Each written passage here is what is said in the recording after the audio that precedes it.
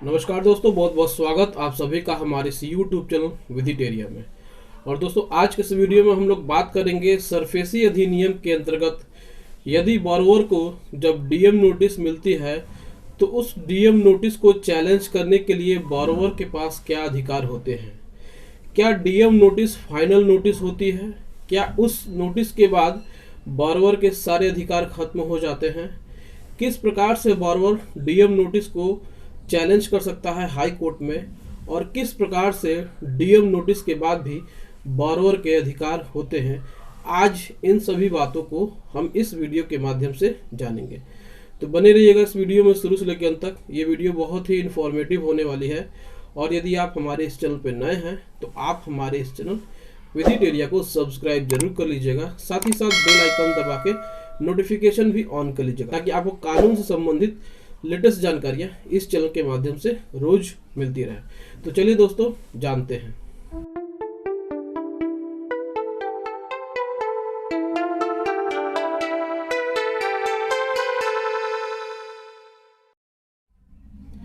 दोस्तों देखिए, यदि किसी व्यक्ति ने किसी बैंक से लोन लिया है और उसने अपने उस लोन को चुकाने में डिफॉल्ट कर दिया है, और बैंक की तरफ से जब उसके ऊपर सरफेसी एक्ट 2002 के अंतर्गत कार्रवाई शुरू कर दी जाती है तो उसको स्टेप बाय स्टेप नोटिस भेजी जाती है।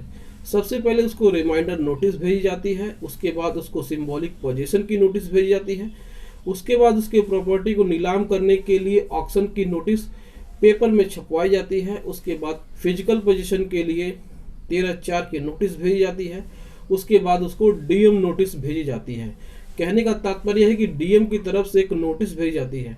जब भी बैंक को कोई प्रॉपर्टी एक्वायर करनी होती है, बैंक जिले के डीएम ऑफिस में जा करके एक परमिशन लेटर लेते हैं कि इस प्रॉपर्टी पर बैंक ने इतना लोन दिया था और यह प्रॉपर्टी मॉर्गेज है, लेकिन इस प्रॉपर्टी का मालिक अभी तक बैंक का पैसा नहीं दिया है, जिसकी वजह से सारी सीमाएं खत्म हो चुकी हैं और अब आपसे यह परमिशन चाहते हैं।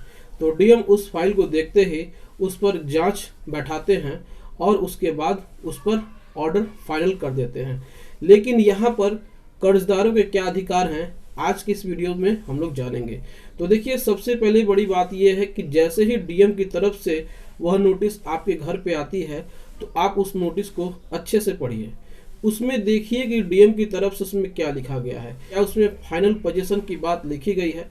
यदि डीएम नोटिस आपको मिली और उसमें फाइनल पोजीशन लिखा हुआ है तो इस आधार पे आप सबसे पहले क्या करेंगे, इसको लेकर के आप हाई कोर्ट तुरंत जाएंगे।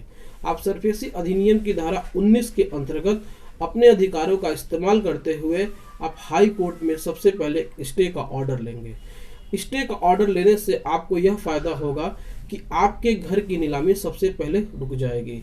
आपको कुछ समय मिल जाएगा जिससे कि आप बैंक को कन्विंस कर सके कि आप कुछ पैसों का जुगाड़ करके आप बैंक को पैसा देंगे और बैंक आपका जो एनपीए अकाउंट है उसको रेगुलर करने में मदद करेगा। लेकिन यहाँ पे भी आपको ध्यान देना है कि आप जैसे ही बैंक को पैसा देंगे तो बैंक के तरफ से आपको एक्नॉलेजमेंट लेटर मिलना चाहिए, जो कि जेन्युइन होना चाहिए और जिस पर बैंक के सील और मोहर होने चाहिए और उस मैनेजर का सिग्नेचर भी होना चाहिए और वह करंट डेट का होना चाहिए। इन सारी बातों का ध्यान आपको रखना है, नहीं तो बैंक आपके साथ धोखाधड़ी कर सकते हैं।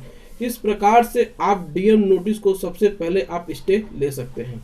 दूसरी बात, डीएम की तरफ से नोटिस जब बोरोवर को मिलती है तो बोरोवर को इस कंडीशन में ये देखना चाहिए कि वह नोटिस कहीं दुराशय से या फिर किसी साजिश के तहत बैंकों की तरफ से भेजा तो नहीं गया है।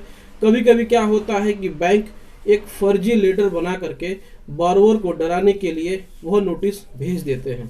तो यदि इस प्रकार की नोटिस आती है तो सबसे पहले आपको उस नोटिस को बहुत अच्छे से पढ़ना है, और यदि आपको लगता है कि आपने अपना पैसा समय से पेड किया है और बैंक जबरदस्ती जानबूझकर आपको परेशान करने के लिए ऐसे नोटिस भेजती है तो आप इस नोटिस को अपने सिविल कोर्ट में भी चैलेंज कर सकते हैं। जी हाँ, इसको सिविल कोर्ट में भी चैलेंज किया जा सकता है। वहाँ पे इसको एक नया केस फाइल के माध्यम से आप सिविल कोर्ट में भी डीएम नोटिस के ऑर्डर को चैलेंज कर सकते हैं। तो इस प्रकार से आप अपने अधिकारों का इस्तेमाल करते हुए अपने ऊपर किए गए डीएम नोटिस की कार्रवाई को चैलेंज कर सकते हैं। तो दोस्तों यहाँ पे आपको समझना सबसे पहले ज़रूरी है कि डीएम नोटिस मिलने के बाद आपको कितने दिन का समय मिलता है। डीएम नोटिस मिलने के बाद आपको 60 दिन का समय मिलता है, जिसमें कि आपको बैंकों का पैसा फाइनली रूप से देना होता है। नहीं तो उस 60 दिन के बाद से आपके ऊपर बैंकों की तरफ से ऑक्शन की कार्रवाई होने लगती है, जिसमें कि बैंक आपके मॉर्गेज की हुई प्रॉपर्टी को नीलाम कर सकते हैं।